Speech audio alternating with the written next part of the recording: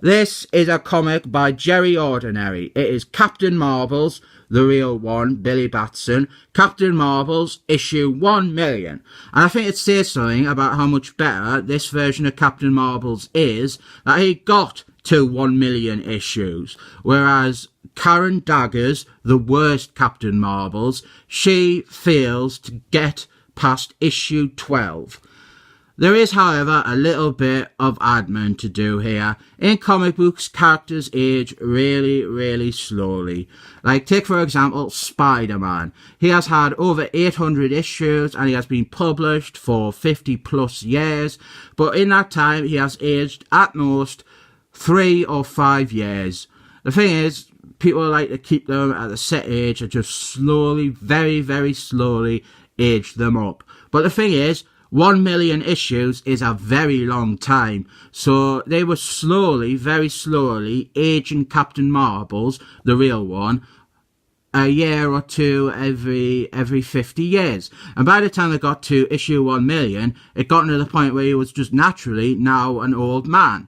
But this is quite a good little story. We begin, this is the wizard Shazam's his cave, and this treasure hunter woman, she has found out how to get into it, and she's over the moon. And if you look there, Captain Marvel's, the real one, he is sat on the chair now like he is the wizard Shazam. And this woman, she's really excited because there's loads of like artifacts and relics, and she thinks once she like cashes all these in, she'll be rich. But she isn't greedy though. She just wants to help her son, who has a broken leg, which is sad. So she leaves and she says to her son, can you guard this while I go and log all the paperwork to say what I found? So the son is left guarding the entrance to the cave, and then this really nasty bloke shows up, this fella here, and he has got a really bad haircut. He is like a grave robber, and he just wants to go in and steal everything and make loads of money. And he even starts pulling on the kid's broken leg, so that's not very nice.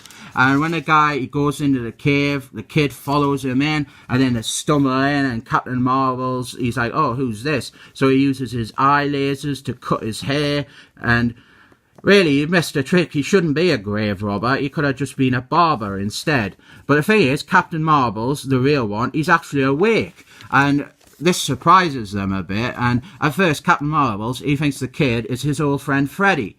And pretty much straight away, the greedy grave robber, he just wants to kill them both. So he blasts a rock down on them, and Captain Marvel's manages to protect himself and the kid, but the kid is knocked out. So he tries to help the kid, but the grave robbers refuse to do, so he just twats him away.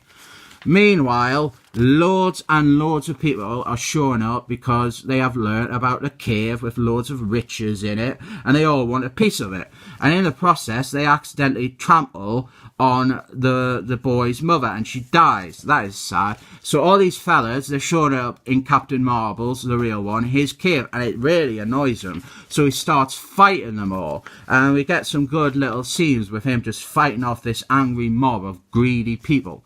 And eventually what happens is he starts to remember who he is. Like, he remembers the Justice League. Like, there is Batman, there is Green Lanterns, there is Flash, Wonder Woman, Superman, and Atom Man. And he also realizes that he could save the kid by using his magic powers. So he makes the kid basically into the next Captain Marvel's Jr.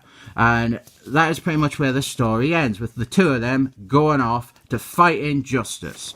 To be continued in the pages of The Flash, issue 1 million. This is a good comic, this. I like it. It introduces Captain Marvel's, the real one, to an audience quite well. And it's not the version of Captain Marvel's you might naturally think of. You think of him as a young, white-bread, sort of corny superhero. But now he is an old, like, wizard man, a hermit, and it's an interesting take. I rate this comic 7 thumbs up.